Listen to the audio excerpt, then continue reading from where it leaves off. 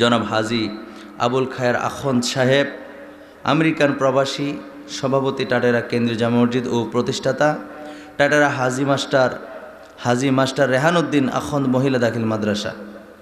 আজকের মাহফিলের যিনি প্রধান অতিথি জনাব হাজী ফজলুল হক সাহেব, যিনি আমার পূর্বে কথা বলছেন, অল্প সময়ে কয়েকটা গুরুত্বপূর্ণ কথা বলছেন, খুবই ভালো লাগছে আমার কাছে।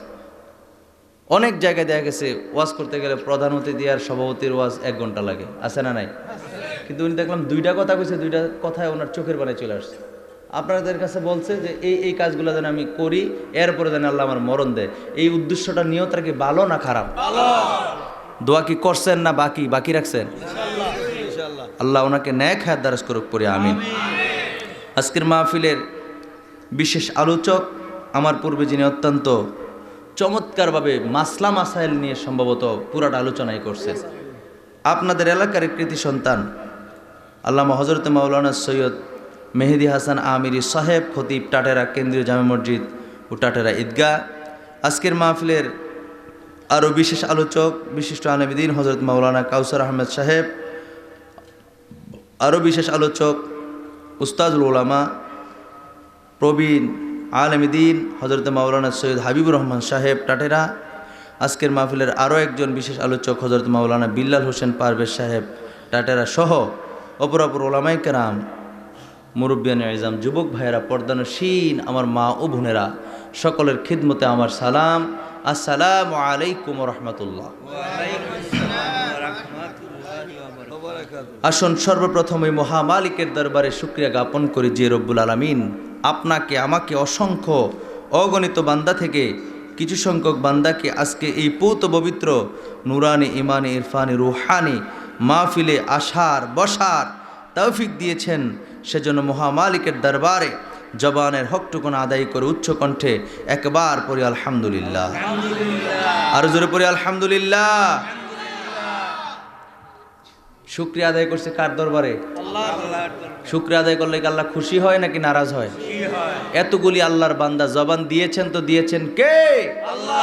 আল্লাহর দেওয়া জবান দিয়ে আসুন আবারও হৃদয়ের সবটুকুন আবেগ অনুভূতিকে প্রকাশ করে দিয়ে স্বতঃস্ফূর্তভাবে রাতের স্তব্ধতা ভঙ্গ করে সিংহের ন্যায় গর্জন করে আরেকবার উচ্চ কণ্ঠে কলিজার থেকে পড়ি আলহামদুলিল্লাহ।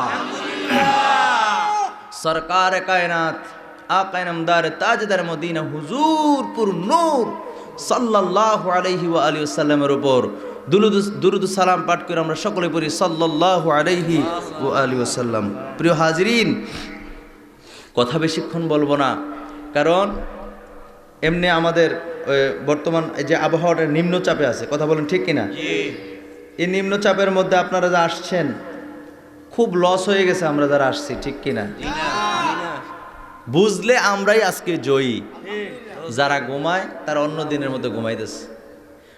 ওই টেনশন করার দরকার নেই, হুজুর মাইক আমার বাড়ির কাছে লাগাইছে অথবা আমার বাড়ির থেকে শোনা যায় আওয়াজ, এরকম অনেকে ভাবতে পারে যে বাড়ির থেকে শুইয়া হ্যাঁ হইয়া ওয়াজ শুনবো। এই লোক তো 2, 4, 5, 10 মিনিট পরে বিচারে পাওয়া যেত না, কথা কোন ঠিক কিনা? আর এই জায়গার থেকে ওয়াজ শোনা আর গড় হইয়া ওয়াজ শোনা কি সমান? ডিফারেন্স হলো যে এটা হচ্ছে বেহেশতের বাগান। এটা কি বেহেশতের বাগান, আর উনি যেই জায়গায় শুইয়া শুনতেছে ওটা বেহেশতের বাগান না। বেহেশতের বাগানে বেহেশতিরে আসতে পারে। এই মুহূর্তে আপনার আমার সাথে একটাও গুনাহ নাই। সুবহানাল্লাহ কইতে বলে হুজুর গুনাহ যে করলাম এটা গেল কই? এগুলা ফেরেশতারা এই প্যান্ডেলের যে বেষ্টনী সামিয়ানা যতটুকু আছে এর বাইরে প্রত্যেকের আমলগুলি নিয়ে ফেরেশতারা তাদের হাতে নিয়ে দাঁড়াই রয়েছে। সুবহানাল্লাহ। এই মুহূর্তে যদি আপনার ইন্তেকাল হয়, বেহেশতি বান্দা হিসেবে আল্লাহ দয়া করে কবুল করতে পারে যে আমার বান্দা তো ওয়াজটা শোনার জন্য আসছে। সুবহানাল্লাহ। এই জন্য যারা এখনো আসেন নাই, আমি বলবো বিনয়ের সাথে, এই মাহফিল তো প্রত্যেক দিন হয় না, মেহেরবানি করে মাহফিলে চলে আসেন, আল্লাহ আমাদের কবুল করুক পরে না। ভাইরা আমার আর ভূমিকার মধ্যে নয়, আমি কোরআনুল কারীম থেকে যে আয়াতে কারিমা তেলাওয়াত করেছি এর উপরে কিছুক্ষণ কথা বলবো। আমার সাথে সকলে পড়ুন আউযু বিল্লাহি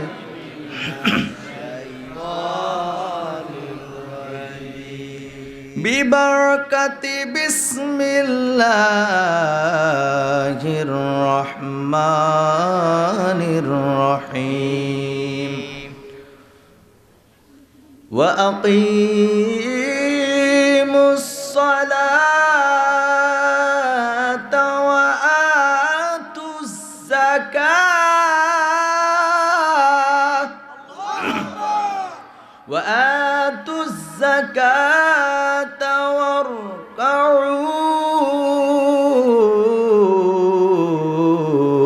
মা'আর রাকিঈন।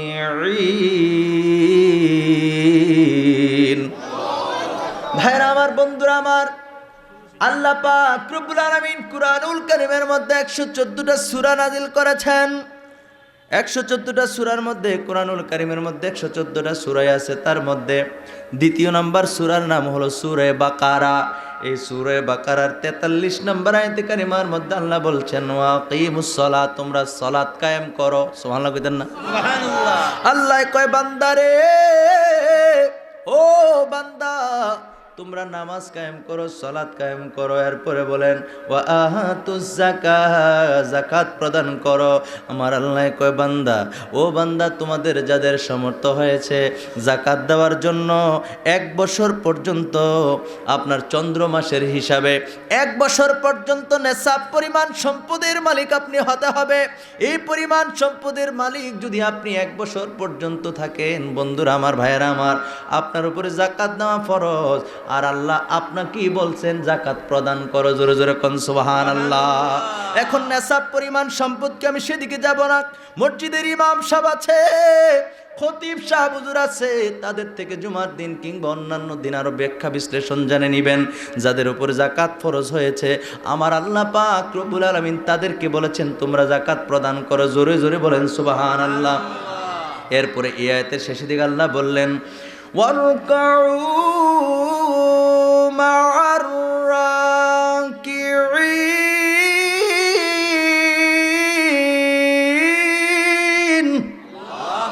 আল্লাহ পাক রব্বুল আলামিন বললেন,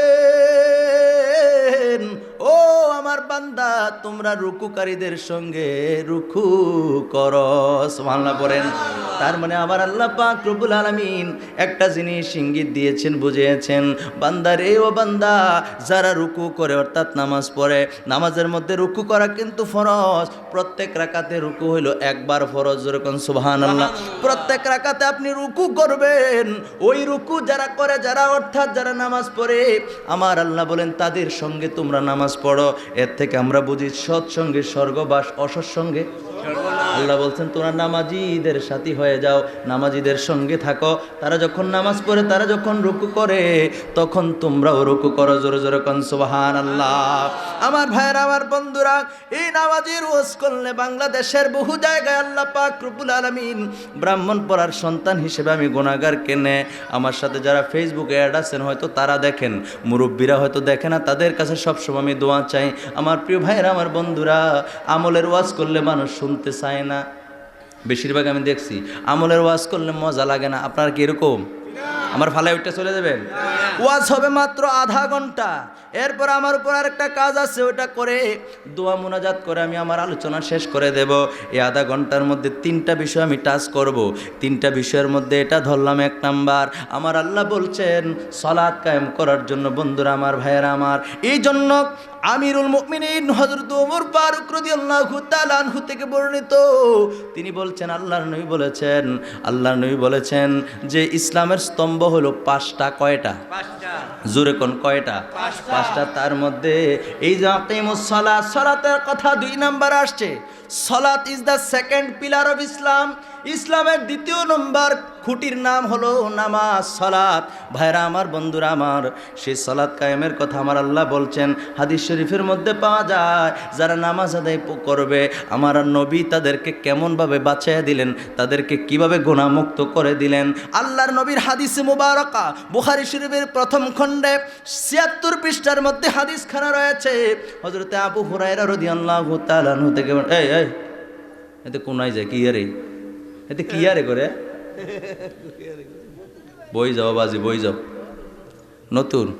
ভাইরা আমার, বন্ধুরা আমার, খুব মনোযোগ দেন। মানে একজন উঠতে গেলে আরেকজন আবার কেউ হেবাটা গেছে, সমস্যা নাই, আমিও যাই গিয়ে, হইতে পারে না? মাহফিলের যদি আবার প্রাকৃতিক দুর্যোগ থাকে, মানে প্রস্রাব পায়খানার ব্যাগ থাকে, তাইলে যাও, আনালে তো আবার অন্য অসুবিধা হয়েছে গিয়ে, কথা কোন ঠিক কিনা? ভাইরা আমার, বন্ধুরা আমার, কথা সেদিকে না, আল্লাহর নবীর হাদিস খানা বর্ণনা করেছেন হযরত আবু হুরায়রা রাদিয়াল্লাহু তাআলা আনহু, তিনি বলছেন আল্লাহর নবী বলেন, ও আমার সাহাবীরা, নবীজি সাহাবীদেরকে কত আদর করে ডাক দিলেন, ও আমার সাহাবীরা, তোমাদের অভিমত কি? কারো ঘরের দরজার সামনে যদি একটা নদী থাকে, আর ওই নদীর মধ্যে সে যদি দৈনিক 5 বার গোসল করে, কয়বার? 5 বার। ওয়ার সবার মনোযোগ লাগবে, কয়বার? আল্লাহর নবী কয়, যদি ওই ব্যক্তি দৈনিক 5 বার গোসল করে, ও আমার সাহাবীরা তোমরা বলো, ওই ব্যক্তির শরীরে কি কোনো ময়লা থাকতে পারে? জি না। আপনারা যেরকম জিনা বলছেন, সাহাবায়ে কেরাম বলছি, ইয়া রাসূলুল্লাহ, কোন ব্যক্তি যদি দৈনিক 5 বার গোসল করে গো নবী, তাইলে তার শরীরে কোনো প্রকারের কোনো ময়লা থাকতে পারে না। আল্লাহর নবী ডাক দেয়া কয়, সাহাবীরা রে, ও আমার সাহাবীরা, শোনো রে, তোমরাই বললা দৈনিক 5 বার গোসল করার কারণে ব্যক্তির শরীরে ময়লা থাকবে না। আল্লাহর নবী ডাক দেয়া কয়, সাহাবীরা রে, কেউ যদি দৈনিক 5 ওয়াক্ত নামাজ পড়ে রে, তাহলে আমার আল্লাহ পাক রব্বুল আলামিন তাকে গুনাহ মুক্ত করে দিবেন, তার আমলনামায় কোনো গুনাহ থাকবে না। আর জুড়ে নামাজ পড়বো তো ইনশাআল্লাহ? এক ওয়াক্ত না 2 ওয়াক্ত? 5 ওয়াক্ত। মাশাআল্লাহ, 5 ওয়াক্ত পড়বেন? আমি তো মনে করছিলাম 1 ওয়াক্ত না 2 ওয়াক্ত গেলে মনে করলাম 2 ওয়াক্ত নি কইবেন। আমরা আমার থেকে একটু আগানো সচেতন শ্রোতা, আলহামদুলিল্লাহ পড়েন। আলহামদুলিল্লাহ। ভাইরা আমার, বন্ধুরা আমার, তাহলে নামাজ ছাড়া যাবে? এখন নামাজ পড়তে গেলে আরো সুবিধা, যেহেতু আমার ভাই মাওলানা সৈয়দ মেহেদী হাসান ভাই কিছু মাসালা বলেছেন, এই জায়গায় একটা মাসালা আমি বলি। এখন আমরা নামাজ পড়তে গেলে নামাজের মধ্যে দেখা যায়, নামাজে দাঁড়াই যাওয়ার পরে, নামাজে দাঁড়াইছি আল্লাহু আকবার বইলা, নামাজে দাঁড়ানোর পরে মন চলে যায় মার্কেটে, আসেনি? মাসালাটা শুনে রাখেন, এই সমস্যাটা অনেকের হয়। নামাজে দাঁড়ানোর পরে মন ছুটাছুটি করে বিভিন্ন জায়গায় যায়। আপনি যেই জায়গায় ব্যবসা করেন মন চলে যায় সেই জায়গায়, আপনি যেখানে লেখাপড়া করেন ওই নামাজের মধ্যে মন চলে যায়, সেই স্কুল কলেজ প্রতিষ্ঠানের মধ্যে আপনি নামাজে দাঁড়িয়েছেন, এমতা অবস্থায় আপনার মন চলে যায় চাকরির মধ্যে। আমার বন্ধুরা রে, নামাজ পড়ার সময় যদি এরকম অমনোযোগ হয়, যাদের বান্ধবী আছে, মানে বেশি একটা ফিরিত হয়ে গেছে, আরে সকাল ভাল লাগে না, বিকাল ভাল লাগে না, আমার বান্ধবীর কথা মনে হয়, আসেনি? এরকম আসেনি? এটা অবৈধ, এটা বৈধ না, কিন্তু সমাজে এই বেদিটা এখন বেশি হয়ে গেছে, কথা কোন ঠিক কিনা? ছেলে মেয়ে কলেজ ইউনিভার্সিটিতে লেখাপড়া করে, ঠিক আছে, কিন্তু পাশাপাশি এই লেখাপড়াটাও করে, কথা কোন ঠিক কিনা? কথা কোন ঠিক কিনা? এটা একটা এক্সট্রা ক্লাস করে, মানে ওর সাথে একটা সম্পর্কে জড়াই যাওন, এটা মনে হচ্ছে তাদের উপর ফরজ হয়ে গেছে। নাউজুবিল্লাহ কইতেন না? অধিকাংশ জায়গায় আমাদের এদিকে আরে কথায় কথা চলে আসে, বাবাই জিগাইলো, মা জিগাইলো, মা গো মা, তোমার অমুক জায়গা থেকে সম্বন্ধ আছে, তোমার কোনো পছন্দ আছে না? কই না, কথা খেয়াল করেন, কয়েন না, ছেলেটা অত্যন্ত ভালো, বাবা নাই, খুব মনোযোগ দেন, ছেলেটার বাবা নাই, মাটা ছেড়ে একটাই সন্তান, ছোট্টবেলা বাবাটা মারা গেছে, এই ছেলেটারে কুলে ফিটে মানুষ করছে মা। কত কষ্ট তার মনে, স্বামী ছাড়া একটা মহিলার কত কষ্ট, কেউ খবর নেয় না, বরঞ্চ বেশি বেশি অপবাদ দেয়, কথা কোন ঠিক কিনা?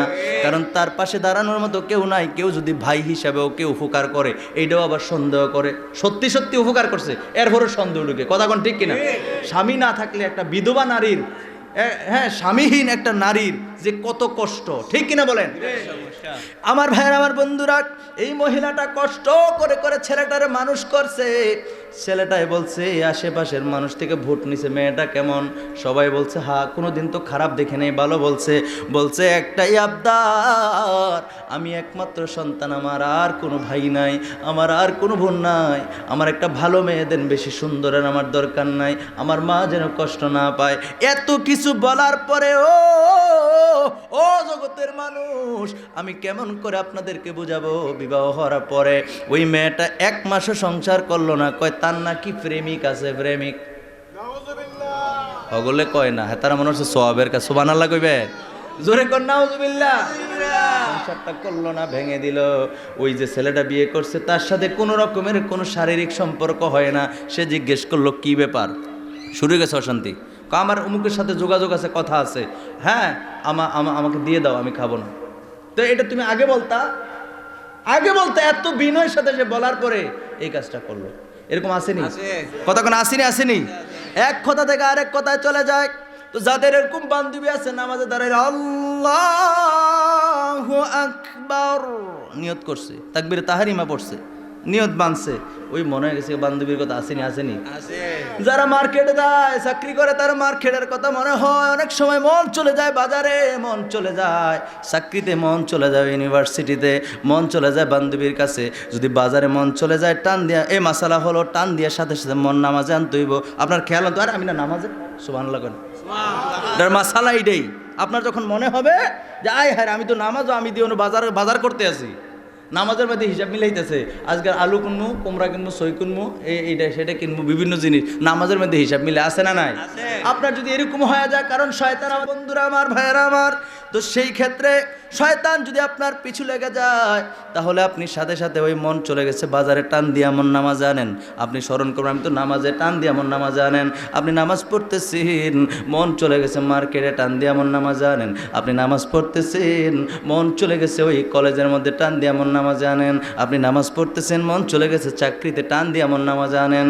আপনি নামাজ পড়তেছেন, মন চলে গেছে ওই বান্ধবীর কাছে টান দিয়ে মন নামাজে আনেন। আবার টান দিয়ে বান্ধবীর লইয়ে এসেছেন গেলাম, বান্ধবী আনা যাব না, সাথে সাথে যদি নামাজ আনেন, নামাজের দিকে খেয়াল আনেন, আর খেয়াল আনেন যদি বাকি নামাজ শেষ করেন, আমার আল্লাহ মাফ করে দেবে। সুবহানাল্লাহ, আর জোরে বলেন সুবহানাল্লাহ। ভাইরা আমার, বন্ধুরা আমার, এই মাসালাটা বলে দিলাম, এইটা কমন সমস্যা হয়ে গেছে।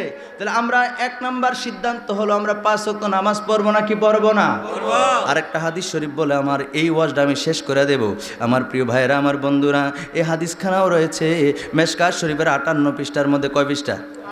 মেশকাত শরীফের 58 পৃষ্ঠার মধ্যে হাদিসখানা রয়েছে। হাদিসখানা বর্ণনা করেছেন হযরত আবু যার রাদিয়াল্লাহু তাআলা আনহু থেকে বর্ণিত।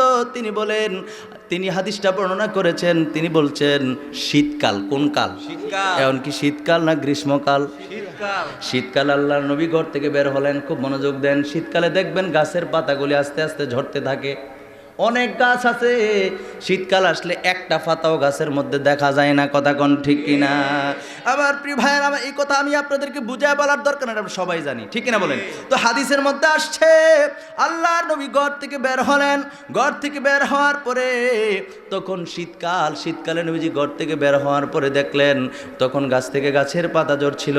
আল্লাহ নবী তখন 2টা ডালার মধ্যে ধরলেন। সুবহানাল্লাহ কইতেন না? নবীজি 2টা ডালার মধ্যে ধরলেন। 2টা ডালার মধ্যে ধরার পরে নবী আমার দেখলেন, নবী আমার ডাক দিলেন, ইয়া আবা যাররিন, হে আবু যার। জোরে জোরে কোন সুবহানাল্লাহ। নবীজি আবু যার গিফারি রাদিয়াল্লাহু তাআলা আনহুকে ডাক দিলেন, হে আবু যার। আবু যার রাদিয়াল্লাহু তাআলা সাথে সাথে বললেন, কুলতু লাব্বাইকা ইয়া রাসূলুল্লাহ, ইয়া রাসূলুল্লাহ, আমি উপস্থিত হুজুর। জোরে জোরে কোন সুবহানাল্লাহ।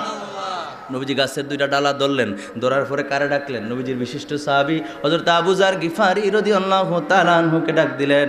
ডাক দেওয়ার সাথে সাথে তিনি বললেন, লাব্বাইকা ইয়া রাসূলুল্লাহ। ইয়া রাসূলুল্লাহ আসেনি হাদিসে? আরে হাদিসে আসেনি? এটা মেশকাত শরীফের 58 পৃষ্ঠা খোলেন, পেয়ে যাবেন। ইয়া রাসূলুল্লাহ বলে সাহাবী ডাক দিলেন, লাব্বাইকা ইয়া রাসূলুল্লাহ। জোরে জোরে কোন সুবহানাল্লাহ। হাদিসে আছে, ইয়া রাসূলুল্লাহ, আমার ভাইরা আমার, বন্ধুরা, আমার দেশে কিছু ব্যাককল মার্কা মৌলবী আছে, কই ইয়া রাসূলুল্লাহ বলা হলো ফালতু স্লোগান। পাইছেননি যুবক ভাইরা? পাইছেননি? এটা নাম কই আমি বিরোধিতা করি না কোনো সময়, নাম করার আমার দরকার নাই। আপনি একটা বার চিন্তা, একবার কেন, রাসূলুল্লাহর শানে কথা বলার ক্ষেত্রে অন্ততপক্ষে আপনি 100 বার বাবা দরকার, ঠিক কিনা বলে? যেই নবীর কারণে ইসলাম পাইলাম, যেই নবীর কারণে কুরআন পাইলাম, যেই নবীর কারণে গোটা পৃথিবীতে ইনসাফ প্রতিষ্ঠা হলো, যেই নবীর কারণে নবীর আদর্শে আদর্শবান হয়ে আপনি আমি এত ভালো মানুষ হইলাম, এত সুন্দর একটা জীবন পাইলাম, ঈমান পাইলাম, আল্লাহর পরিচয় পাইলাম, ওই নবীর স্লোগানকে যে ব্যক্তি ফালতু স্লোগান কয়, তে ফালতু, তার 14 গোষ্ঠী ফালতু। কথা কোন ঠিক কিনা? দুনিয়ার সব কিছু মেনে নেব, আমার রাসূলকে নিয়ে কোনো কথা বলার আগে হিসাব করে বলা দরকার, ঠিক কিনা বলে?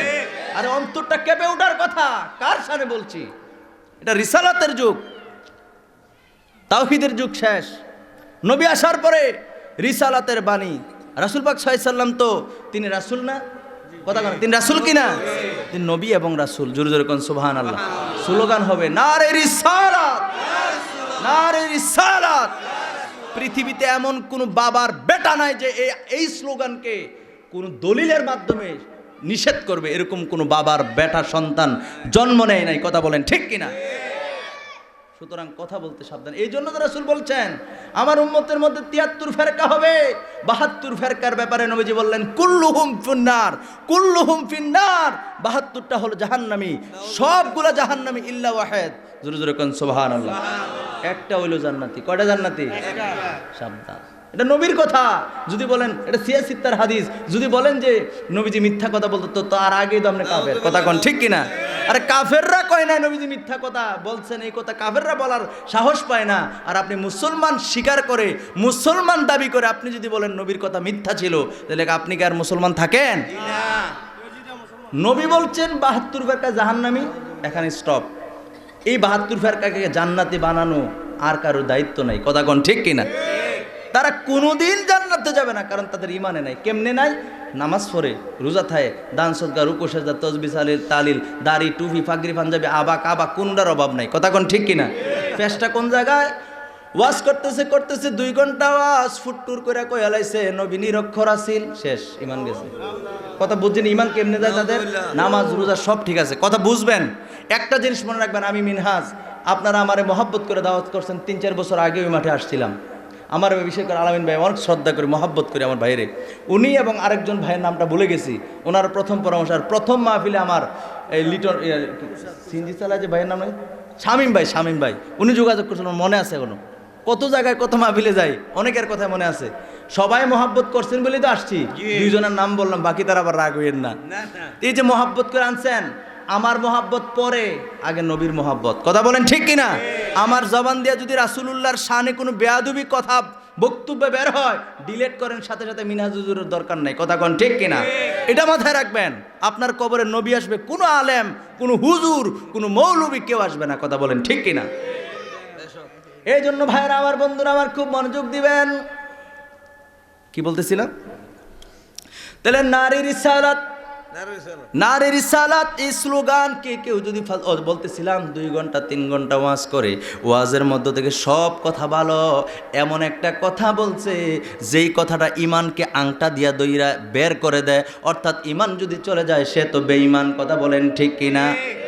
এই জন্য আমার ভাই সৈয়দ মুবারক ভাই ছাত্র সেনার দীর্ঘদিন সভাপতি ছিলেন, এখন যুব সেনার মধ্যে আছেন। উনি একটা উপমা দিছে, এই মুহূর্তে মনে হচ্ছে কইতাম নি আসছিল আমার বাড়িতে, এদিকে ওই দিকে আসছিল। এই মুবারক ভাই বলছিল, আমি বলছিলাম এটা কেমন করে। উনি একদিন একটা উপমা দিলেন, তিনি বললেন এটা কেমন হয় জানোনি? সবাই তো, অনেক মানুষ দেখবেন কয় তারা কথা দি বালায় কয়, কথা দি নবীর প্রশংসার কথায় কয়। আপনি কেমনে বুঝলেন যে ইমান গেছে গা? কয় না? কেমনে গেছে জানেন? কইতাম নি।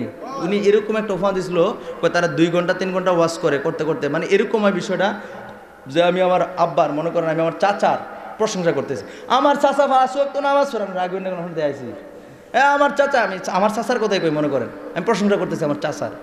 আমার চাচা 5 ওয়াক্ত নামাজ পড়ে, আমার চাচা সত্য কথা বলে। এই কথাটা বুঝেন, কেমনে ইমানটা যায়, কথাটা বুঝেন। নবীর শানে কেমনে বেয়াদবিটা হয়, ইমানটা কেমনে যায়। আমার চাচা 5 ওয়াক্ত নামাজ পড়ে, আমার চাচা সত্য কথা বলে, আমার চাচার মধ্যে ইনসাফ আছে, আমার চাচা জাকাতের সময় হলে জাকাত দেয়, আহারে হজের তৌফিক হয়েছে, হজ করে আসছে, আমার চাচা স্বাস্থ্য ভাইদেরকে খুব আদব কায়দা শিখাইছে, আমার চাচা পরিবার সুন্দরভাবে পরিচালনা করে, আমার চাচা এটা করে সেটা করে, এটা করে সেটা করে, সব ভালো ভালো গুণ বলতে বলতে বলতে বলতে 1 ঘন্টা বলার পরে হঠাৎ করে বললাম, তবে আমার চাচার একটা দাঁত কুত্তার দাঁতের মতো। বুঝেন, কথা বুঝেন। 1 ঘন্টা কইলাম চাচার প্রশংসা করছি, শেষই দিয়ে কইলাম তবে আমার চাচার একটা দাঁত কি এর দাঁতের মতো। সত্য করে গন মন বুকটার মধ্যে হাত দিয়া, এই যে 1 ঘন্টা প্রশংসা করছি, এদিকে আসে না, এই এক কথা ডুবাই দিছে। 1 ঘন্টার কথা শেষ নি, এদের ইমান এইভাবে যায়। সব কথা ভালো কয়, নামাজের কথা কয়, রোজার কথা কয়, হক হালালির কথা কয়, ইনসাফের কথা বলে, মানুষে ভালোভাবে চলার কথা বলে, ভালো ভালো মিষ্টি মিষ্টি কথা বলে, ফুটটুর করে কয় নারীর রিসালাত বলা ফালতু স্লোগান। ওই বক্তার ইমান গেছে নিঃসন্দেহে। কারণ রাসূলুল্লাহর শানে, ইয়া রাসূলুল্লাহ, এই যে হাদিস থেকে বললাম, আল্লাহর নবী আবু যার গিফারি রাদিয়াল্লাহু তাআলা আনহু ডাকলেন, ইয়া আবা যাররিন, হে আবু যার। নবী করিম সাল্লাল্লাহু আলাইহি ওয়াসাল্লাম আবু যার গিফারি রাদিয়াল্লাহু তাআলা আনহুকে ডাক দেওয়ার সাথে সাথে কিলা, তিনি উত্তর দিলেন, লাব্বাইকা ইয়া রাসূল আল্লাহ, জোরে জোরে কোন সুবহানাল্লাহ। তাহলে হাদিসের মধ্যে পাইলাম সাহাবায়ে কেরাম ওই নবীজির ইয়া রাসূলুল্লাহ কইয়া ডাকতো। সুবহানাল্লাহ। আর কোন টেনশন আছে? এবার আমার ভাইয়ের, আমার বন্ধুরা, নবীজি ডাক দেওয়া মূল হাদিসে চলে আসছি, মনে আছে না হাদিসটা? আবার একটু সংক্ষিপ্ত পেছন দিকে যাই। নবীজি শীতকালে ঘর থেকে বের হলেন। শীতকালে ঘর থেকে বের হওয়ার পরে তখন গাছ থেকে পাতা ঝরছিল। আবু যার গিফারি রাদিয়াল্লাহু আনহু বলছেন তখন গাছ থেকে পাতা ঝরছিল। আল্লাহ নবী দুইটা ডালার মধ্যে ধরলেন, দইরা নবীজি ডাকলেন ইয়া আবু যার গিফারি বলে ডাকলেন। ডাকার পরে আবু যার গিফারি রাদিয়াল্লাহু তাআলা সাথে সাথে উত্তর দিলেন লাব্বাইকা ইয়া রাসূলুল্লাহ, হে রাসূল আমি উপস্থিত। এবার মনে হয়েছে নি এই হাদিসটা আমি বলতেছিলাম। এরপরে নবীজি বললেন ক্বালা, নবীজি বললেন ইন্নাল আবদাল মুসলিমা লা ইউসাল্লি সালাতা। নবীজি বললেন নিশ্চয়ই যে মুসলমান, খুব মনোযোগ দেন, নিশ্চয়ই মুসলমান বান্দা যখন নামাজ পড়ে ইউরিদু বিহা ওয়াজহাল্লাহ, আর এই নামাজের মাধ্যমে একমাত্র আল্লাহর সন্তুষ্টি কামনা করে, নবীজি ডাক দেয়া কয় আবু যার রে, ও আবু যার গাছ থেকে পাতাগুলি যেমন ভাবে ঝরছে, আর বান্দা যখন নামাজ পড়ে আর আল্লাহর সন্তুষ্টির কামনা করে, নবী কয় আবু যার রে, ও আবু যার গাছ থেকে পাতাগুলি যেমনি ভাবে ঝরে গেল রে আবু যার, ওই ব্যক্তির নামাজের মাধ্যমে আমার আল্লাহ পাক রব্বুল আলামিন তার জিন্দেগীর গুনাহগুলি এইভাবে ঝরে ফেলে দেয়। সুবহানাল্লাহ। তাহলে নামাজ পড়লে লাভ না লস? আমার নামাজের বিষয় ওয়াজ শেষ, নামাজ পড়লে লাভ না লস? তাহলে হাদিস থেকে জানতে পারলাম, কোরআন থেকে পাইলাম, নবী আল্লাহ বলেছেন নামাজ কায়েম করার জন্য আর রুকুকারীদের সঙ্গে রুকু করার জন্য। আমার প্রিয় ভাইয়ের, আমার বন্ধুরা, দুইটা হাদিস শরীফ থেকে জানলাম, বুখারী শরীফের হাদিসও জানলাম এবং এই হাদিস শরীফটাও জানলাম মুসনাদ আহমদ শরীফের হাদিস। এটা মেশকাত শরীফের 58 পৃষ্ঠার মধ্যে হাদিসখানা রয়েছে। আল্লাহর নবী ডেকে ডেকে বললেন, ও আমার সাহাবীরা, তোমরা যদি নামাজ পড়ো, কোনো মুসলমান যদি নামাজ পড়ে আর যদি সেই নামাজে একমাত্র আল্লাহর সন্তুষ্টি অর্জনের সিদ্ধান্ত তার থাকে, আল্লাহর সন্তুষ্টি কামনা করে রে, ও আবু যার, তার নামাজ দ্বারা আমার আল্লাহ পাক রব্বুল আলামিন তার জিন্দেগীর গুনাহগুলি গাছের পাতা যেমন ভাবে ঝরেছে ওইভাবে তার গুনাহগুলি জেরে জেরে ফেলে দেয়। খুশি হয়েছেন নি? একটু দরুদ শরীফ পড়ি। আল্লাহুম্মা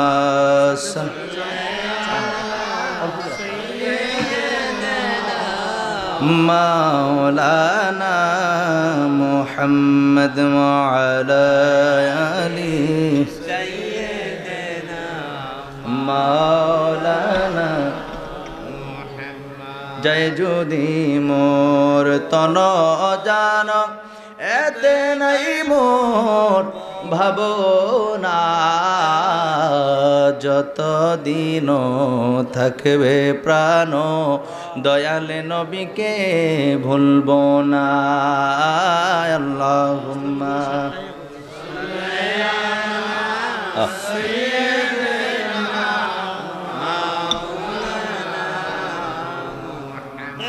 ওয়া আলা আলি সাইয়্যিদিনা মাওলানা। আমার ভাইরা, আমার বন্ধুরা, দ্বিতীয় আরেকটা বিষয় নিয়েছি, সেই বিষয়টা কি জানেননি? ও প্রিয় হাজিরিন, আরেকটা বিষয় আমি নিয়েছি, সেটা হলো আল্লাহর হাবিবের মোহাব্বত। আল্লাহর হাবিবের মোহাব্বত কেমন হবে রে বন্ধু? আল্লাহ পাক রব্বুল আলামিন সূরা বাকারার 42তম আয়াতটা এবার পড়ি। এতক্ষণ পড়ছিলাম 43 নম্বর আয়াত। 42তম আয়াতে কারিমার মধ্যে আল্লাহ পাক রব্বুল আলামিন বলছেন, আমার সাথে পড়েন, বিসমিল্লাহির রহমানির রহিম।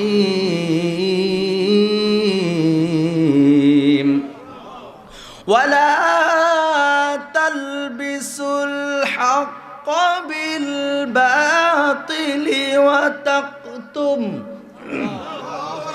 তাকতুমুল হক ওয়া আনতুম তা'লামুন।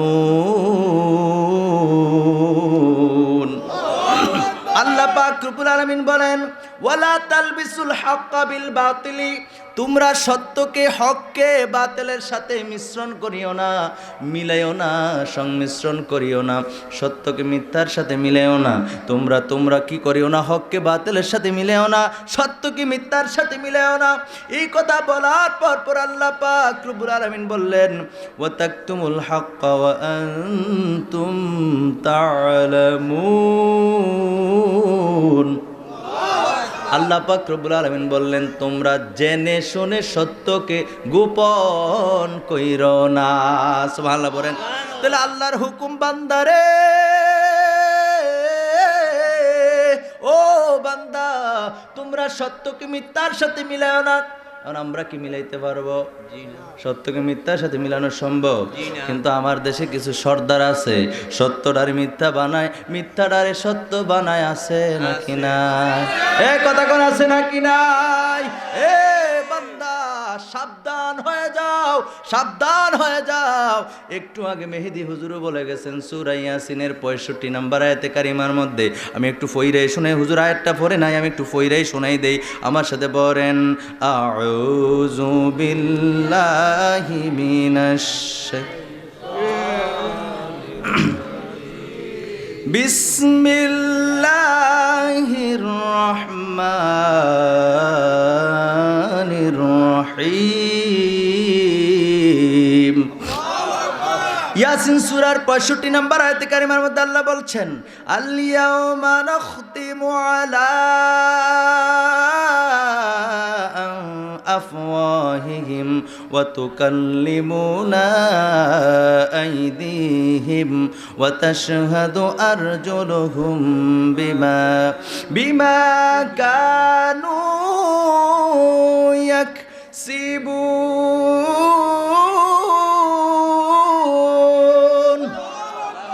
আল্লাহ পাক রব্বুল আলামিন জানিয়ে দিলেন কাল হাসরের ময়দানে ওই বেয়াদব যারা, যে সর্দারেরা, যে মাতাব্বরেরা, যে চেয়ারম্যান, যে মেম্বার, যে প্রভাবশালী, সত্যকে মিথ্যা বানাও, মিথ্যাকে সত্য বানাও। শোনো, যারা কি করো, ঘুষ খাও, টাকার বিনিময়ে বিচার করো, দুনিয়ার বিচারগুলো তোমার হাতে বইলা, আল্লাহ তোমারে সুযোগ দিছে বইলা তুমি এইভাবে হেরফের করো। ধনী গরিব যদি সমস্যা হয় তাহলে গরিবের পক্ষে রায় হয় না, কথা বলেন ঠিক কিনা? গরিবের বিপক্ষে হয়, ঠিক কিনা বলেন? ও বন্ধু, দুর্বল মানুষগুলোরে আরো চাপায়া দে। কান খাড়া করে শোনো, আমি কোরআন থেকে বলছি, কাল হাসরের ময়দান আটকায়া যাইবা। তোমরা যে কাজগুলো করছো, তোমাদের ভয়ে কেউ কথা কয় নাই, কারণ তোমার লাঠির জোর আছে, তোমার চেহারা বড় সুন্দর, তোমার টাকার জোর আছে, তোমার বংশীয়, তোমার ক্ষমতা আছে, বিভিন্ন রকমের পাওয়ার দেখাইছো। কাল হাসরের ময়দানে কোনো পাওয়ার কাজে আসবে না। আমার আল্লাহ বলেন আল ইয়াউমা নাখতিমু আলা আফওয়াহিহিম। আমার আল্লাহ কয় ওই সমস্ত বেঈমান যারা দুনিয়ায় হেরফের করছো, শুনে যাও, আমার আল্লাহ কয় আমি আল্লাহ তাদের মুখের মধ্যে তালা মেরে দেব, মোহর মেরে দেব, মুখের মধ্যে লক করে দেব, জবান লক করে দেব, কোনো কথা বলা সেদিন তোমাদের পক্ষে সম্ভব হবে না। আল্লাহু আকবার বলে। আমার ভাইয়ের, আমার বন্ধুরা, শুধু তাই না, তাইলে কথা কে বলবে? আল্লাহ বলেন ওয়া তুকাল্লিমুনা আইদিহিম। আমার আল্লাহ কয় বান্দা শুনে রাখো, আমি আল্লাহ অগ্রিম জানায়া দিলাম, তোমাদেরকে দুনিয়ায় থাকা অবস্থায় আমি আল্লাহ সতর্ক করে দিলাম, সেদিন তোমাদের জবানকে আমি আল্লাহ বন্ধ করে দেব, তালা মেরে দেব, মোহর মেরে দেব, তোমাদের হাতগুলি আমি রবের সঙ্গে তখন কথা বলবে। টাকা যে নিছেন, হাতের কাম লাগছে নি, বুঝেন না? টেবিলের নিচে দিয়ে টেয়া আসেনি, নিচে নি। যারা ঘুষ খেয়েছে, যারা চাকরি দেওয়ার সময় ঘুষ নিছে, যারা বিচার করার সময় টাকা খাইছে, সেদিন কিন্তু আটকায়া যাবে, কথা বলবে হাত। কে হাত কথা বলবে, আপনার চামড়ার মুখ। আপনি চাইলে কথাই বলতে পারবেন, কিন্তু সেদিন কথা বলার কোনো ক্ষমতা সেদিন থাকবে না, আল্লাহ মোহর মেরে দিবে। আল্লাহ যদি মোহর মেরে দেয়, বলেন তো দেখি পৃথিবীর কোনো মানুষের কি তখন কোনো ক্ষমতা থাকবে? আর সাধারণ দিনও ঘুমাইলে বা রাত্রে ঘুমাইলে বোবায় যাতা দিয়ে ধরলে লড়তে না, কথা কোন ঠিক কিনা? আর আল্লাহ মোহর মাইরা দিব। চিল্লায় বাবা গো, জোরে শিক্ষাতে বাবা গো, আরে মানে হাতে করে আমি শিক্ষাতে ভাড়াই লিতেছে, তার রাওয়াই না, হ্যাঁ বাইরে না, দুমো সিপ দিয়ে ধরে। আসেনি নাকি আমি প্রথম কইলাম? বুবাই সব দিয়ে ধরলে সুরতারে না। আর আল্লাহ যদি মোহর মেরে দেয় আর রাও চলবো? আরে কোনো কথা চলবে না। বন্ধুরা আমার, ভাইয়ের আমার জন্য সাবধান হয়ে যান। এই সমস্ত ঘুষখোর সুদখোর যারা মদখোর আছো সাবধান হয়ে যাও। যারা সত্যকে মিথ্যা বানাও, মিথ্যাকে সত্য বানাও, সাবধান হয়ে যাও। কারণ হলো তুমি দুনিয়ার বিচারক। আমার আল্লাহ সূরা 3-এর মধ্যে বলেছেন, আলাইসাল্লাহু বিআহকামিল হাকিমিন। আল্লাহ পাক রব্বুল আলামিন সূরা 3-এর মধ্যে জানিয়ে দিয়েছেন আহকামুল হাকিমিন মানে হাকিমেরও হাকিম আছে, আর সেটা হলো আমার আল্লাহ। ঠিক কিনা বলেন? সেই হাকিমের কাছে আটকায় যাবা। দুনিয়ার হাকিমগিরি তুমি করছো, দুনিয়ার সর্দারি তুমি করছো, দুনিয়ার মাতব্বরি তুমি করছো। বন্ধুরে সাবধান হয়ে যাও। আমার আল্লাহর সঙ্গে কাল হাশরের ময়দানে হাত কথা বলবে, হাত। আর শুধু তাই নয়, দুনিয়ার জমিনে দুইজন যদি ঝগড়া লাগে, এই মনোযোগ আছে, দুইজন যদি ঝগড়া লাগে, আমি যদি আরেকজনের সাথে আমার ঝগড়া হয়, তো যদি কোনো সর্দারের কাছে যাই, যদি বলি সে আমার এমনি এমনি আগে আমার এই কথা কইছে, আল্লাহ আমি সেরতে গেছিলাম, হে কয় না হুজুর, মিনহাজ হুজুরে আগে আমার ধমক দিছে, আল্লাহ আমি সেরতে গেছি, এর লাগে একটু ফাইট হয়েছে। তো এখন দুইজনের কথাই কি একদিকে, তো রায় কেমনে দিব? বুঝেন নাই? আমার দোষ নাই, হ্যাঁ দোষ, হ্যাঁ কয় না এই হুজুরের দোষ, আমার দোষ নাই, তো রায়টা কেমনে দিব? ইমাদউদ্দিন স্যার কইতেছে, আহারে ইমামউদ্দিন স্যার বলতেছে যে মিনহাজ হুজুর যেটা বলছে এটা মিথ্যা, আর হেই হুজুর যেটা বলছে এটা সত্য। তো সর্দার সাহেব কইব, আপনি কেমনে দেখলেন? আমি ওই দূরের থেকে দেখছি। সুবহানাল্লাহ কইতেন না? তার মানে এটা কি? সাক্ষী, সাক্ষী, এটা কি? আর কথাটা বুঝছেননি? মানে দুইজনের দ্বন্দ্ব হইলে দুইজনে জিততে চাইবো, কিন্তু সাক্ষী থাকলে আর পারবো নি। এ কথা কেন? সাক্ষী থাকলে আর পারবো নি। সাক্ষী যদি সাক্ষ্য দেয়, কয় হ্যাঁ আমি দেখছি অমুক ব্যক্তির অন্যায়, আমি দূর থেকে দেখছি, আমি সাক্ষী, তাহলে আর কোনো রাও আসেনি। আমার আল্লাহর তো সাক্ষীর প্রয়োজন। এই মুসলমান কান খারাপ করে শোনো, আমার আল্লাহর দরবারে সাক্ষীর প্রয়োজন নাই, কিন্তু এরপরও আল্লাহ কয়, আমার আল্লাহ বলেন ওয়া তাশহাদু আরজুলুহুম وتشهد أرجلهم بما كانوا يكسبون। আল্লাহ কয় আমি সাক্ষী বানায় দেব তোমাদের পা, তখন পা সাক্ষী দিব। আল্লাহু আকবার বলেন। কথা বলবে কে? হাত। কথা বলবে কে? হাত। সাক্ষী হবে কে? তোমাদের সব কৃতকর্ম সেদিন প্রকাশ করা হবে। আল্লাহর কাঠগড়ায় দাঁড়াইতে হবে বন্ধু। এজন্য দুনিয়ার সর্দারি করার ক্ষেত্রে, দুনিয়ার মাতব্বরি করার ক্ষেত্রে, দুনিয়ায় মিথ্যা কথা বলার ক্ষেত্রে, দুনিয়ায় সুদ খাওয়ার ক্ষেত্রে, দুনিয়ায় ঘুষ খাওয়ার ক্ষেত্রে, দুনিয়ায় জিনা করার ক্ষেত্রে, দুনিয়ায় মা বাবার সঙ্গে অন্যায় করার ক্ষেত্রে, দুনিয়ায় গরিবদেরকে ঠকানোর ক্ষেত্রে সাবধান হয়ে যাও। ঠিক কিনা বলেন? সেদিন দুনিয়ায় রেহাই পাইছো, তোমার বয়ে কেউ কোনোদিন কথা কয় নাই, কিন্তু কাল হাসরের ময়দানে তুমি কিন্তু রেহাই পাইবা না। ঠিক কিনা বলে? তো এই জন্য আমি এক কথা থেকে আরেক কথা চলে আসছি। রাগ হইছেন? তো আমার আল্লাহ বলছেন, বান্দারে, ও বান্দা, তোমরা সত্যকে মিথ্যার সাথে মিলেও না। এরপরে আল্লাহ একটা কথা বলছেন, ওয়া তাকতুমুল হাক্কা ওয়া আনতুম তা'লামুন। আল্লাহ পাক রব্বুল আলামিন জানিয়ে দিলেন, তোমরা জেনে শুনে সত্যকে গোপন করিও না। সুবহানাল্লাহ পড়েন। তাহলে তোমরা যেটা সত্য জানো সেটাই বলো, সত্যটারে গোপন করিও না। বন্ধুরা আমার, ভাইয়েরা আমার, এই আয়াত তখনই আপনারা বুঝবেন। আরে সময় তো কেমনে এত সময় হয়ে যায় আমি জানি না। 3টা বিষয়ের মধ্যে আমার মনে 2টার মধ্যে শেষ করতে হবে আমার ওয়াজ। আমার ভাইয়েরা আমার, বন্ধুরা, আল্লাহ পাক রব্বুল আলামিন এই আয়াতটা কেন নাজিল করলেন? ততক্ষণ পর্যন্ত আপনি ওয়াজ বুঝবেন না, ততক্ষণ পর্যন্ত কোরআনের আয়াতের অর্থ বুঝবেন না, যতক্ষণ পর্যন্ত আপনার আয়াতের তাফসীর না কাটবেন। ঠিক কিনা বলেন? এই আয়াতের শানে নজুল কি? এই আয়াতের সাবাবে নজুল কি? সাবাবে নজুল হলো বা শানে নজুল হলো আল্লাহর নবী দুজানের বাদশা নবী রাহমাতাল লিল আলামিন নবী আচ্ছা, শানে নজুলের আগে আরেকটা কথা আছে। কথাটা কি? এই আয়াতের তাফসিরটা আগে দেখি। তাফসিরে জালালাইন শরীফের 9 পৃষ্ঠার মধ্যে রয়েছে, আমার ভাইরারে, আমার বন্ধুরারে, আল্লামা জালালউদ্দিন সুয়ুতী এবং আল্লামা জালালউদ্দিন মুহল্লি রহমাতুল্লাহি তাআলা আলাইহি দুইজনে মিলে তাফসিরে জালালাইন শরীফ লেখছেন। এই আমার দিকে দেখেন, এই তাফসিরে জালালাইন শরীফের 9 পৃষ্ঠা খোলেন। তাফসিরে জালালাইন শরীফের 9 পৃষ্ঠার মধ্যে আমার আল্লাহ যে এই আয়াতের মধ্যে বলছেন ওয়া তাকতুমুল হাক্কা, মানে এটা কোন হক? আয়নাতা মুহাম্মাদিন সাল্লাল্লাহু আলাইহি ওয়া আলিহি ওয়াসাল্লাম। জোরে জোরে বলেন সুবহানাল্লাহ। আল্লাহ কই বান্দারে, ও বান্দা, তোমরা জেনে শুনে আমার নবীর শান ও আজমত, আমার নবীর প্রশংসাকে তোমরা গোপন করিও না। এই কথাটা হগলে শুনছেন না? আমি কিছু কিছু মানুষের দেখছি অমনোযোগী। এদিকে তাকান, আমি আপনাদেরকে যেটা বলছি, আল্লাহ বলছেন তোমরা জেনে শুনে সত্যকে গোপন করো। সত্যটা কোনটা? তাফসিরের কিতাবের মধ্যে আসছে ওয়া তাকতুমুল হাক্কা আয়নাতা মুহাম্মাদিন সাল্লাল্লাহু আলাইহি ওয়াসাল্লাম। তাফসিরের কিতাবের মধ্যে আসছে তোমরা জেনে শুনে আমার নবীর প্রশংসাগুলি গোপন করো না। সুবহানাল্লাহ বলো। আমার কথা তাফসিরে জালালাইন শরীফ খুললেন, 9 পৃষ্ঠা খুললে যদি না থাকে আমার কাছে আইয়েন, যে কোনো শাস্তি মাথা ব্যথা নেব। তাফসিরে জালালাইন শরীফ এটা তক্কার কিতাব, পৃথিবীর জমিনে ক্যামিলা ক্যামি সবাই মানে এটা একটা বিশুদ্ধ তাফসিরের কিতাব। ভাইরা আমার, সুপ্রসিদ্ধ তাফসিরের কিতাব। ওই কিতাব দ্বারা বুঝতে পারলাম নবীর শান ও আজমতকে গোপন করা চলবে। দন্তের নয় কার কথা? কার কথা? আল্লাহ কইছে নবীর শানগুলি প্রকাশ করো, গোপন কইরো না। বন্ধুরা আমার, ভাইরা আমার, এবার আসেন এই আয়াতের শানে নজুলের মধ্যে আমার আল্লাহ কেন এই কথাটা বললেন, এই আয়াতটা কেন নাজিল করলেন? ইহুদি এবং নাসারা আল্লাহর হাবিবের শান ও আজমত যখন শুনতো, পাইতো সত্য নবীর প্রশংসা শোনার পরেও এগুলো মানুষের কাছে বলতো না, গোপন করে রাখতো। নাউজুবিল্লাহ কোন?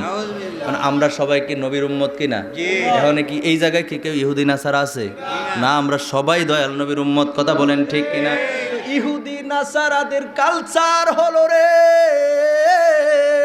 আমার নবীর শান, আমার নবীর মান, আমার নবীর মর্যাদা, আমার নবীর প্রশংসাগুলি তারা লুকায় লুকায় রাখতো। আমরা তো আর ইহুদি নাসারা না, আমরা হলো দয়াল নবীর উম্মত। তো উম্মত তো আল্লাহ কইছে নবীর প্রশংসাগুলি তোমরা প্রকাশ করো। উম্মতের কাজ হলো প্রকাশ করা। কথা কোন ঠিক কিনা? আজকের দিনে যারা নবীর শানকে গোপন করতে চায়, যারা নবীর প্রশংসাগুলি গোপন করতে চায়, এই আয়াতের তাফসীর দ্বারা বোঝা যায় তাহারা ইহুদি নাসারাদের দালাল। ঠিক কিনা? আর আমি কই নাই, আমার দললে আমার বাড়িতে ব্রাহ্মণ পড়াই, পলামু কই? পলানোর জায়গা আছে? কতক্ষণ আছে? ফলে যাওয়ার জায়গা নাই। এই তাফসীর, এই আয়াতের তাফসীর অনুযায়ী বোঝা যায় নবীর শান ও আজমতকে যারা গোপন করে এরা হলো ইহুদি এবং নাসারাদের দালাল। কথা বলেন ঠিক কিনা? আমরা দয়াল নবীর উম্মত। আল্লাহ কইছে নবীর শান প্রকাশ করো, নবীর শান ও আজমতকে কি করো? প্রকাশ করো। আমরা প্রকাশ করব। কথা কোন ঠিক কিনা? জোরে বলেন ঠিক কিনা? আল্লাহ পাক রব্বুল আলামিন আমাদের সবাইকে কবুল করুক। আমরা সকলে পড়ি আমিন। আর জোরে পড়ি আমিন। এই জন্য নবীর মোহাব্বত সবচেয়ে বেশি লাগবে। নবীর শান ও আজমতগুলি, আরে সাহাবায়ে কেরাম নবীর কেমন ভালোবাসছে, সাহাবায়ে কেরাম নবীজির কেমন ভালোবাসছে, ওটা তো আমাদের বুঝতে হবে। কথা বলেন ঠিক কিনা? বাবা কোনো অসুবিধা না? না, এই আপনারা মুরব্বী মানুষ, আপনারা কেমনে বলবেন? কারণ আমরা যে ফোলা পাই না আপনারা তুলনায়। গতকালকে আমার এলাকার মাহফিল দেখছেন মনে হয় স্যার, ফেসবুকে অনেক মানুষ হয়েছে, অনেক বড় মাহফিল হয়েছে। আমার এলাকায় আমি প্রধান আকর্ষণ ছিলাম। শেষে যখন মাস্কুর রাত্র প্রায় 1টার পরে, প্রায় 1:25 মাহফিল শেষ হয়েছে। 2 ঘন্টার উপরে কালেকশন করছি প্রায় 5 লক্ষ টাকা গতকালকে। তো কালেকশন কইরা এই যে বইছি, মানে এলাকার মানুষ কইতাম তো পারি না। আপনারা কইছে আমরা ধরে নিয়েছেন এলাকার মধ্যে কইলে কব আর এবারও শেয়ার লাগবে, চাও না, আছে না নাই? কিন্তু দুঃখটা আর কেউ বুঝতো না। এলাকায় কইছি না, কালকা ফাউডি শেষ। লাইভে আমার মোবাইল কিন্তু লাইভে আছে। কিছু কিছু ভক্ত আছে এলাকার, শুনবো কব আমরা বদনামটা কইছে। বদনাম না, এটা যেটা সত্যি এটা কইছি। বেশি বদনাম কইছি? বেশি বদনাম কই নাই। বৈশা কথা বলাটা খুব কষ্ট, আমরা দুর্বল হয়ে গেছি। আপনারা যারা মুরব্বী আছেন সত্যি বলতেছে আমাদের চাইতে একটু ভালা। কেমনে ভালা? আপনারা সময় আপনারা ধৈরা আপনারা কি বলে বড় বড় মাছ ধরে খাইছেন। কথা কোন ঠিক কিনা? যা খাবার যাই খাইছেন, নিজের খেতে ফসল ফলানো এই খাবারগুলো খাইছেন, ফল ফ্রুট খাইছেন একদম পিওর। আর এখন ফরমালিন থেকে শুরু করে আর কত কিছু দেয়। কথা কোন ঠিক কিনা? তো এগুলো আমরা খাইতে খাইতে একবারে সব শেষ করে দিয়েছি। কথা কোন ঠিক কিনা? এক বুড়া মেয়ারে জিগাইছে কিরম আছেন? আসেননি ভালো? উর্ফি দিয়া তো দেহ বালাই, ভিতরি দিয়া সব শেষ। কথা কয় ঠিক কিনা? ঠিক। তা আমরা যদি এই অবস্থা হয় মুরব্বীরা তো কষ্ট হইবে। তো যাই হোক, এই যে এগুলো আনছি প্রথম দিকে রাগ হইছে, এখন কিন্তু রিল্যাক্সে কথা বলতে পারতেছি। সর্বশেষ আবার স্যারের একটু কষ্ট দিছি, এখন কিন্তু ঠিক মতো আছে। কথা বোঝেন নাই ভাইরা আমার, বন্ধুরা আমার, খুব মনোযোগ দেন। তাহলে এই ক্ষেত্রে আল্লাহ পাক রব্বুল আলামিন যেহেতু নবীর কথা বললেন, নবীর প্রশংসার কথা বলেছেন, ভাইরা আমার, বন্ধুরা আমার, নবীর প্রশংসা তো আমরাই করব, কারণ আমরা হলাম দয়াল নবীর উম্মত। কথা বলেন ঠিক কিনা? দয়াল নবীর উম্মত হিসাবে নবীর প্রশংসাগুলি আমরা বারবার করব। নবীর প্রশংসা করতে উম্মতের কাছে বড় মজা লাগে। কথা বলেন ঠিক কিনা? জোরে কন্যা ঠিক কিনা? ভাইরা আমার, বন্ধুরা আমার, এই জন্য আমি একটা হাদিস শরীফ আমি আপনাদের সামনে তুলে ধরছি। একজন সাহাবী, এক ব্যক্তি আল্লাহর হাবিবের কাছে আসলেন, আয়েশা বললেন, ইয়া রাসূলুল্লাহ, ইয়া হাবিবাল্লাহ, নবী গো, গো মায়ার নবী, দয়ার নবী, আমার কাছে আপনার আমার ধন সম্পদ পরিবার পরিজন এগুলোর চাইতে আপনি নবী অধিক প্রিয়। জোরে জোরে কোন সুবহানাল্লাহ। একজন সাহাবী এসে কথাটা বললেন, ইয়া রাসূলুল্লাহ, ইয়া হাবিবাল্লাহ, নবী গো, ইয়া রাসূলুল্লাহ, আমার ধন সম্পদ, আমার পরিবার পরিজন, এই মনোযোগ দেন, আমার ধন সম্পদ, আমার পরিবার পরিজন সব কিছু। এই হাদিসখানা কিন্তু মুসনাদ আহমদ শরীফের হাদিস। আল্লাহর নবী বলছেন, আল্লাহর নবীর কাছে সাহাবী এসে বলছেন, ইয়া রাসূলুল্লাহ, আমার ধন সম্পদ, আমার পরিবার পরিজন সকল কিছুর চাইতে আপনি নবী অধিক প্রিয়। জোরে জোরে কোন সুবহানাল্লাহ। কত মুহাব্বতের কথা, কত মুহাব্বতের কথা। তিনি বললেন, ইয়া রাসূলুল্লাহ, ইয়া হাবিবাল্লাহ, আপনার কথা আমার সব সময় মনে হয়, আমি সব সময় আপনি নবীরে স্মরণ করি। ও বন্ধু, যুবক ভাইয়েরা, অন্তরের কান্ঠা লাগায় শোনেন, এ আমার মা বোনেরা গো, আজকের মাহফিলের দিনে অন্ততপক্ষে টিভির সামনে বসেন না, আজকে কথাগুলি শুনে রাখেন। আমার ওয়াজ সর্বোচ্চ আর 5-7 মিনিট চলবে, এরপরে আমি একটা বিষয়ে আরও কিছুক্ষণ অল্প সময় কথা বলে দোয়া মুনাজাত হয়ে যাবে। বন্ধুরা আমার, এই জন্য আপনাদের দৃষ্টি আকর্ষণ করছি, মনোযোগ দিয়ে শুনেন এই কথাটা। সাহাবায়ে কেরামের সঙ্গে নবীর কেমন প্রেম ছিল, কত প্রেমের কথা। আল্লাহর নবীকে বললেন, ইয়া রাসূলুল্লাহ, ইয়া হাবিবাল্লাহ, আমার সম্পদ, আমার পরিবার পরিজনের চাইতে আপনি নবী আমার কাছে অধিক প্রিয় গো নবী। এটা বলার পরে সাহাবী বলতেছেন, নবী গো, নবী গো, নবী গো, আপনার কথা আমার সর্বক্ষণ মনে হয়। ও নবী, আপনার কথা আমার সর্বক্ষণ স্মরণে আসে। ইয়া রাসূলুল্লাহ, ইয়া হাবিবাল্লাহ, নবী গো, যখন আমি আর সহ্য করতে পারি না, আমি আর ধৈর্য ধারণ করতে পারি না, তখন আপনার দরবারে আসি, আইসা আপনার চেহারা মুবারকের দিকে তাকায়া থাকি। আর জোরে কোন সুবহানাল্লাহ। তার মানে সাহাবায়ে কেরাম নবীর দিকে তাকায় থাকাটা কত বড় ইবাদত বা কত মহাব্বতের কাজ। কথা বলেন ঠিক কিনা? তো নবীর কাছে বললেন, ইয়া রাসূলুল্লাহ, যখন আমি আর সহ্য করতে পারি না, আপনার কথা বারবার মনে হওয়ার পরে আমি যখন আর ধৈর্য ধারণ করতে পারি না গো নবী, তখন আমি আইসা আপনার চেহারা মুবারকের দিকে তাকায় থাকি।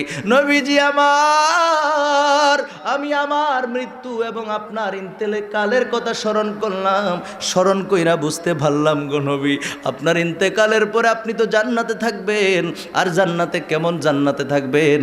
যেই জান্নাতের মধ্যে আমার বন্ধুরা, আমার ভাইয়েরা, নবী রাসূলগণ থাকবে, নবী রাসূলগণদের সঙ্গে আপনি থাকবেন। আমি বুঝতে পারছি আপনারে আর ওই জায়গায় আমি দেখব না। আল্লাহু আকবার। আফসোস করলেন, আফসোস করতেছেন আর বলতেছেন, ইয়া রাসূলুল্লাহ, ইয়া হাবিবাল্লাহ, নবী গো, ও মায়ার নবী, দয়ার নবী, আমি চিন্তা করে দেখলাম আমার মৃত্যুর পরে আমি যদি জান্নাতীও হই, আমি জান্নাতি হওয়ার পরেও আমি তো আর নবী না যে নবীর সঙ্গে থাকবো। দুনিয়ায় তো সহ্য করতে না পারলে, ধৈর্য ধারণ করতে না পারলে, আপনার কথা মনে হইলে দৌড়ে আপনার চেহারা মুবারক দেখাতে দেখি। ইয়া রাসূলুল্লাহ, ইন্তেকালের পরে আমি থাকবো এক জায়গায়। নবী এটা বুঝাইতে চাইলেন, ওই সাহাবী বুঝাইতে চাইলেন, আমার জায়গা আর আপনার জায়গা তো এক না, আপনি তো সম্মানে থাকবেন জান্নাতে, আপনার সঙ্গে থাকবে অন্যান্য নবী রাসূলরা। আমি বুঝতে পারলাম নবী গো, ও মায়ার নবী, তখন তো আর আমি আপনারে দেখবো না। আল্লাহু আকবার বলেন। নবীর কাছে কথা বলার পরে আমার আল্লাহ কয়, জিবরাইল রে, ও জিব্রাইল তুমি কই?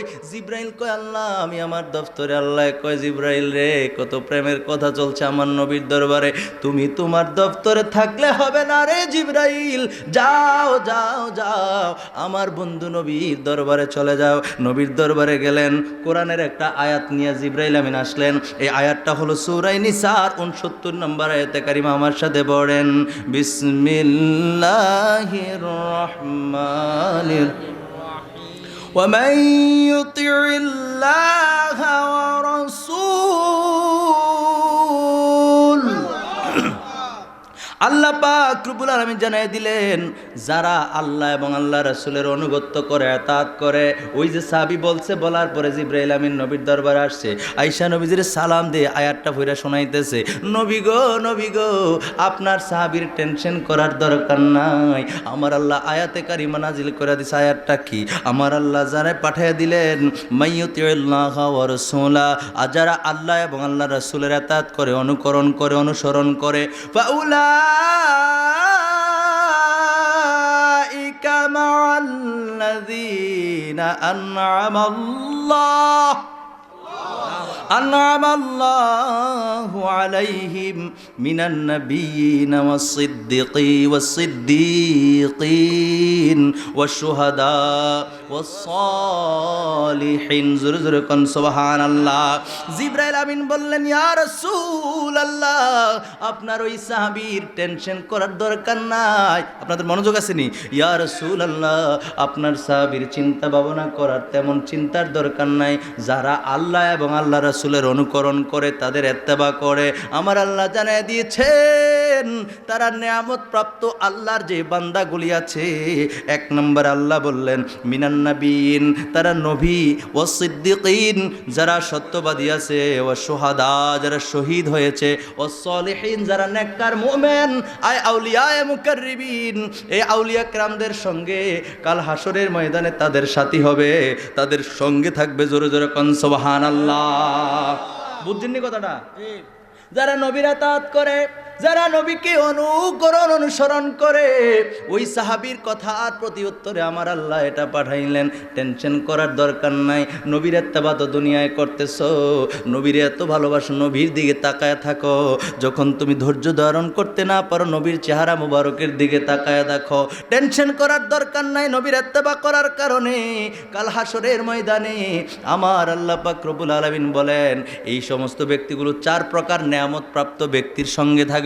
এক প্রকার কোরআন অনুযায়ী, এক প্রকার হলো নবীগণ, দ্বিতীয় প্রকার হলো সিদ্দিকগণ যারা সত্যবাদী, তৃতীয় নম্বরে হলো শুহাদা যারা নিজের জীবনকে, তাজা রক্তকে বিলীন করে দিয়েছেন ইসলামের জন্য, সেই সমস্ত শুহাদায়ে কেরামের সঙ্গে। এরপরে বলেছেন ওয়াস সালিহিন,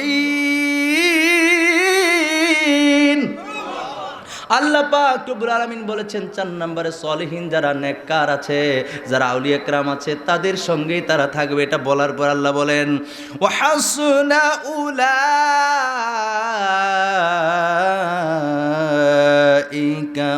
রাফিকা।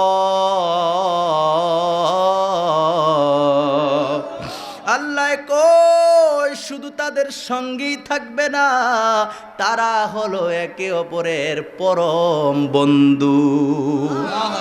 যেরকম সুবহানাল্লাহ, তারা একে অপরের পরম বন্ধু হিসাবে, সঙ্গী হিসাবে থাকবে। তাইলে বোঝা যায় সাহাবায়ে কেরাম নবীজির কেমন ভালোবেসেছেন।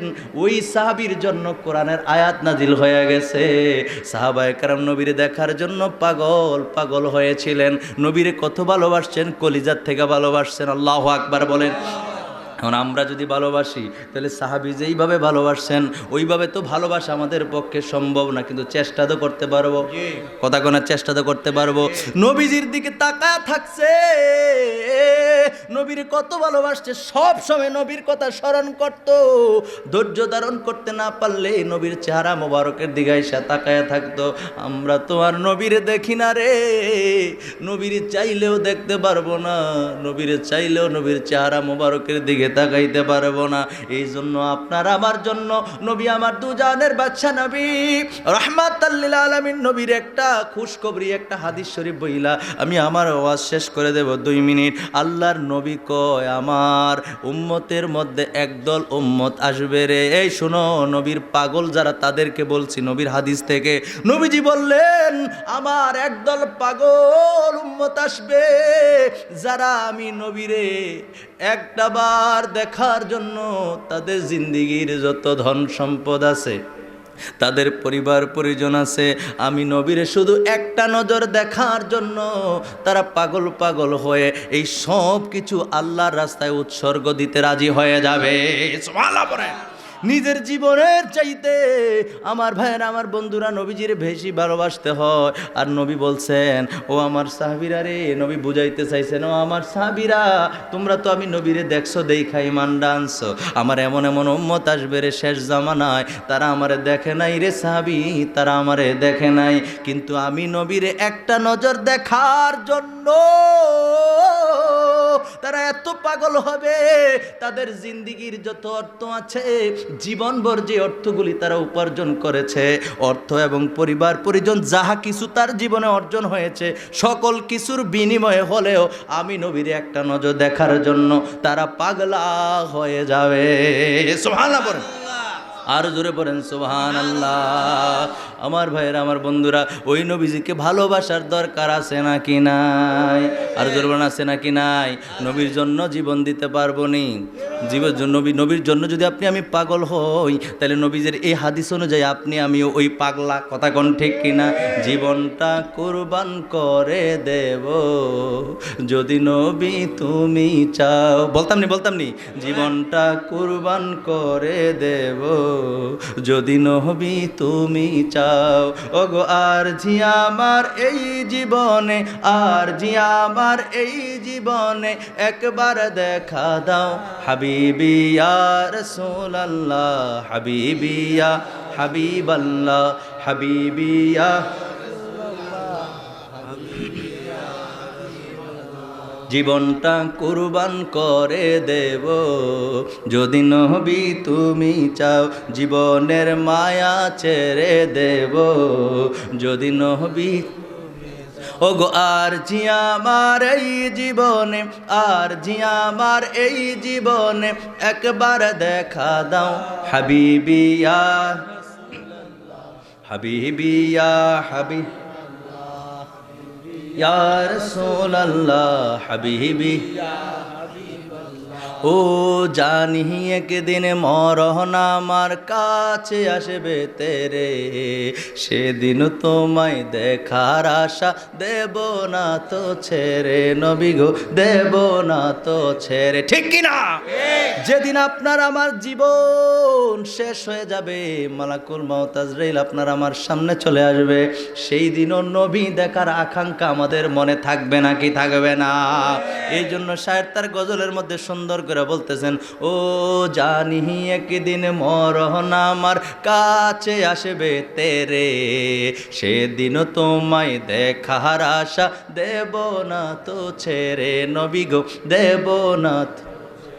ও গো নবী মায়ার নবী, ও গো নবী মায়ার নবী একবার দেখা দাও হাবিবি ইয়া হাবিবি ইয়া রাসূলুল্লাহ, হাবিবি ইয়া হাবিবাল্লাহ, জীবনটা কুরবান করে দেব যদি নবী তুমি চাও, জীবনের মায়া ছেড়ে দেব যদি নবী তুমি চাও। ওগো আর জি আমার এই জীবনে, আর জি আমার এই জীবনে একবার দেখা দাও হাবিবি ইয়া রাসূলুল্লাহ, হাবিবি ইয়া হাবিবাল্লাহ, মোহাব্বতে মোহাব্বতে হাবিবি ইয়া রাসূলুল্লাহ, হাবিবি ইয়া হাবিবাল্লাহ। ও সাহাবাদের যোগে যদি এই জীবনটা পেতাম, নবী আপনার নূর চেহারা আপন চোখে দেখতাম গো, আপন চোখে দেখতাম। বলেন বলেন শেষবারের মতো, ও সাহাবাদের যোগে যদি এই জীবনটা পেতাম, নবী আপনার নূর চেহারা আপন চোখে দেখতাম গো, আপন চোখে দেখতাম। ও গো নবী দয়াল নবী, ও গো নবী দয়াল নবী, একবার দিদার দাও হাবিবি ইয়া রাসূলুল্লাহ, ইয়া রাসূলুল্লাহ। শেষবারের মতো জীবনটা কুরবান করে দেব যদি নবী তুমি চাও, জীবনের মায়া ছেড়ে দেব যদি নবী তুমি চাও। ওগো আর জি আমার এই জীবনে, আর জি আমার এই জীবনে একবার দেখা দাও হাবিবি ইয়া রাসূলুল্লাহ, হাবিবি ইয়া হাবিবাল্লাহ, হাবিবি ইয়া রাসূলুল্লাহ, হাবিবি ইয়া হাবিবাল্লাহ। একটা জবানও বন্ধ রাখবেন না, চিৎকার মেরে বলেন সুবহানাল্লাহ। আমরা নবীর দিদার চাই কি চাই না? এ আমার টাটেরার ভাইয়েরা রে, জীবন চলে যায় চলে যাক, তারপরে আমরা নবীর দেখার স্বাদ কলিজার থেইকা কখনো সরাবো না। কথা কোন ঠিক কিনা? এ জীবনে একবার হলেও আমার আল্লাহ পাক রব্বুল আলামিন যেন মক্কা মদিনা নসিব করায় দেখো না, আমিন। আরো জোরে পড়েন আমিন। নবীজির একটু দাঁড়ায় সালাম জানাই, ইয়া নবী সালাম